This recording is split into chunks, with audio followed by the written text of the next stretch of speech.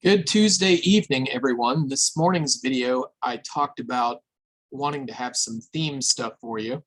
And then I played this morning and an excellent idea came to mind. So I've used a slight bit of creative license in setting up this hand. I just shifted a spade spot from the original holding. But the theme that we're going to talk about, certainly an important one. It's a card play theme.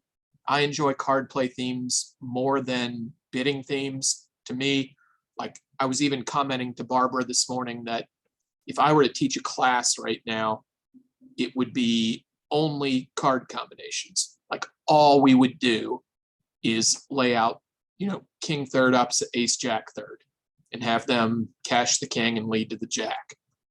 I'm so sure that if people got better at their suit combinations and their card play, and we could even let people look at all 52 cards while they're playing them to see what things are at play, and you'll get a chance to do that in this video actually to some degree.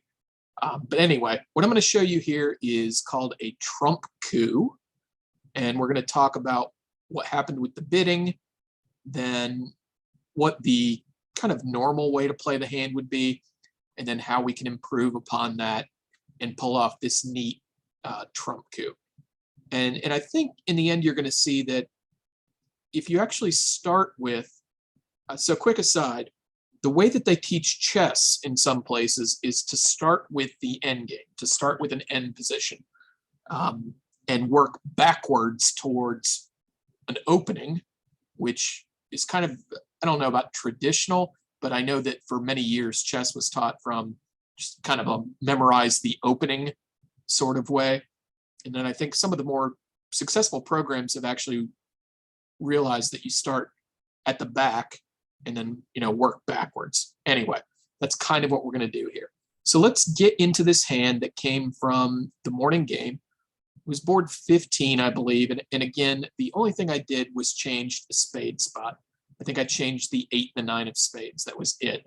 Just basically for editorial purposes, it doesn't change, what we're going to talk about. So let's do the bidding first. South was the dealer here. You can see dealer. I'm going to put my mug back up there. North-South will be out of this bidding. They have nothing to bid on. West has a 5, 4, 3, 1, 15 count. Definitely going to open a spade. I sat east here. I have 12 high cards and 3 spades. And I thought this was probably a good time to do a losing trick count check. It looks like it's close between a 3-card limit raise and a game force. So I did my loser check, and I've got 2 spades, 2 hearts, 2 clubs, and a diamond and a half. So like 7.5 losers. And we were playing pairs scoring. At pairs scoring, I want my invites to be very sound.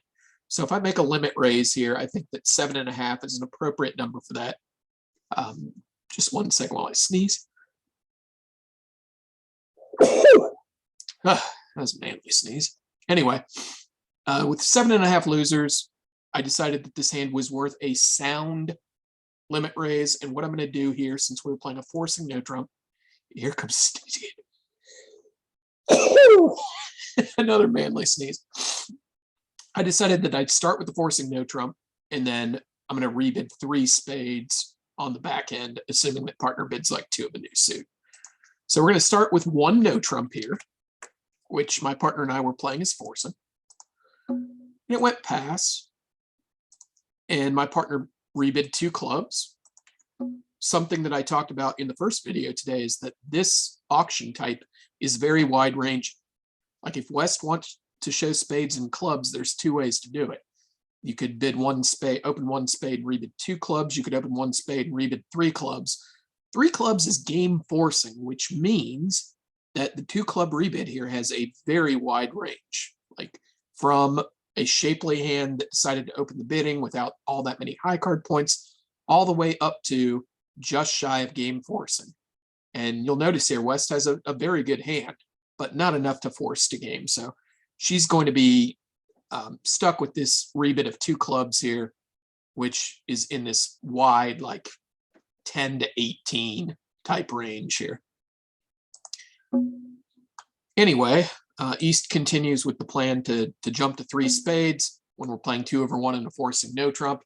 This shows the 3-card limit raise, and West was very happy to carry the ball across the goal line by bidding 4 spades. Now, North led the Queen of Hearts. That looks like the normal lead here. It's a suit we haven't bid. It's a suit where you've got 2 touching cards. And West is going to survey the dummy. It looks like we might have as many as 5 trump tricks. We've got the Ace-King of Diamonds. We've got the Ace-King-Queen of Clubs. Potentially, we can ruff a club in the dummy, or maybe transfer the ruff a diamond in the dummy. It looks like if things go well here, we are coming to 11 tricks, and maybe there's a play for 12.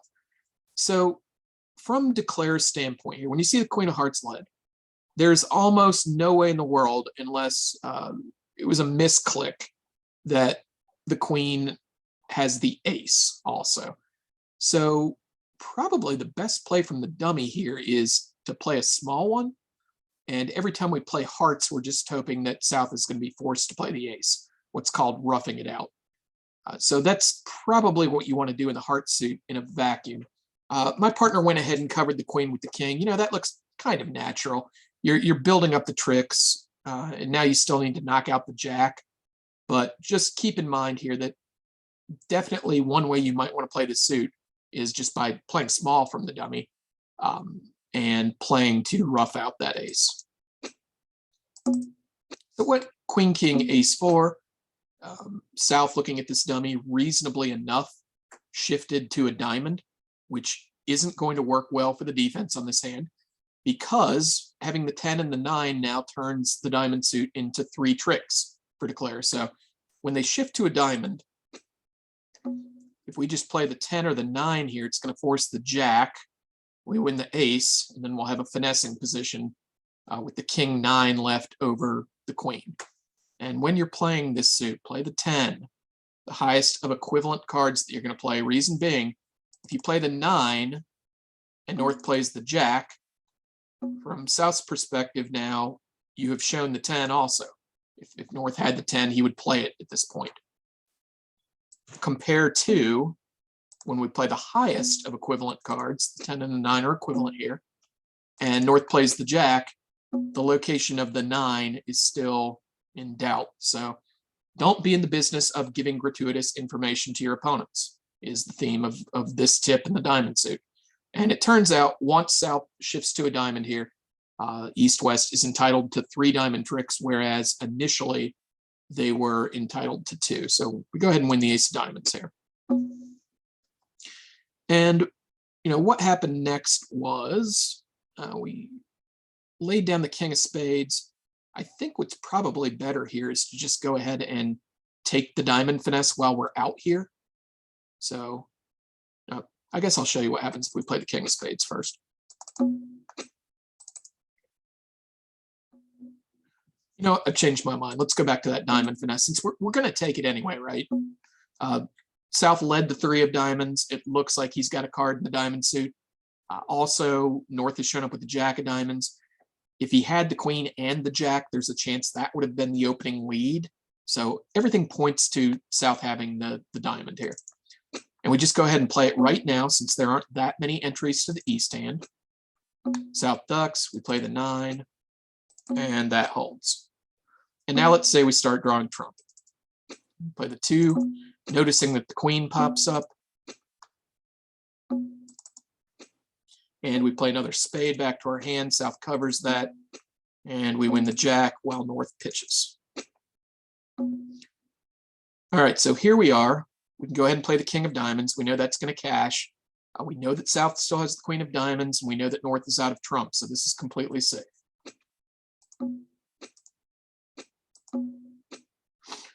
And then what looks normal enough to do is play the club suit. So we play out to the Queen. We'll play a club back to the ace. We cash the King of Clubs. And we go ahead and rough that club loser. And we reach this 3-card ending where we're only going to be able to come to 2 of the tricks, right? South follows, and we rough it, and then we're basically end played, right? We have to give him a trick with the 10 of spades since West is on lead. So at this moment, you've done things that look natural enough, but one sign that you're advancing perhaps would be that if you saw this and then you think, you know what if I had the lead in the dummy right now? What if we had reached the same 2-card ending and I had the lead in the dummy? Well, it would basically be the same thing as having a trump to finesse South with, and I would be able to score both of my tricks here because I have a tennis with the ace-8 over the 10-5. Unfortunately, I haven't set it up that way. I wonder if there's a way to do it. Then maybe you run across this video or you read about a trump coup in a book, and you realize that the way to pull this off is to trump a heart to your hand earlier.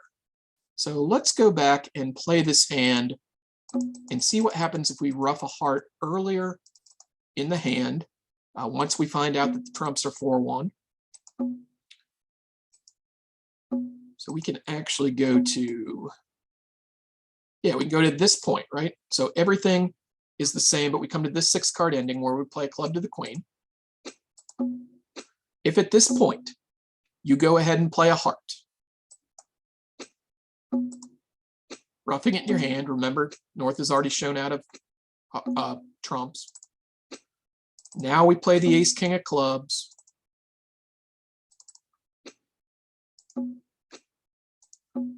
Now we rough that last club.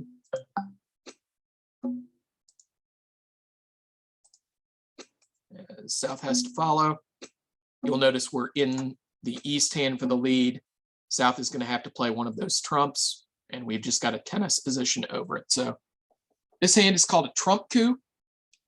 One of the basic ideas is you want to what's called shorten your trump holding down to the same number of trumps that South has. And we end up taking 12 tricks on this deal instead of 11. Anyway, it's kind of a fancy, but I think again like attainable declare play technique that, again, making 6 on this hand instead of making 5, it's like half a board difference. So I hope you enjoyed this video on trump coups, and we will talk to you soon. I'm glad I was able to get a card play technique video to you, and hope we see you tonight at the RBC virtual game and Thursday night for the Cinco de Mayo party. All right, guys, later on, have a great Tuesday night. Enjoy the rest of your week.